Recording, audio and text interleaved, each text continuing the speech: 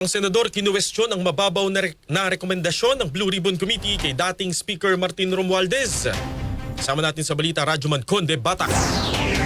Pag-aaralan muna ni Senator Rodante Marcoleta ang nilalaman ng Partial Committee Report ng Senate Blue Ribbon Committee patungkol sa maanumalyang flood control projects. Partikular na tinukoy ni Marcoleta si dating Speaker Martin Romualdez na inirekomenda lang ng Blue Ribbon Committee para sa patuloy na fact-finding at case build-up dahil kulang sa corroboration ng mga testimonya at kulang ang ebidensya na mag-uugnay sa kanya sa katiwalian. Tanong tuloy ni Marcoleta bakit iyon lamang ang rekomendasyon ng Blue Ribbon Committee gayong lahat naman ay itinuturo si Romualdez at lahat ng nasasangkot ay papunta sa pangalan ng dating speaker. Maliban sa isyong ito, nais makita ng senador kung nasa draft ng committee report ang lahat ng mga pangalang nabanggit na sangkot sa ghost flood control projects. Gayon din ang mga tumanggap ng pera at mga kasabwat. Dagdag pa ni Marcoleta, may mga ibinulgar noong una si Senate Blue Ribbon Committee Chairman Ping Lacson na ang ilan ay hindi naman kasama sa ipinatawag sa pagdinig at wala rin sa draft ng report kahit pa matindi ang expose. Tinukoy ng senador ang isiniwalat ni Lacson na 67 mga kongresista na contractors, gayon din ng 5 cabinet secretaries at undersecretary na beneficiary ng allocables sa ilalim ng Cabral files at ang umano'y 8 to 9 billion pesos na kickback na idineposit ni dating DPWH Undersecretary Roberto Bernardo kay dating DepEd Undersecretary Traigiv Olivar na ibinigay naman kay dating Undersecretary Adrian Bersamin.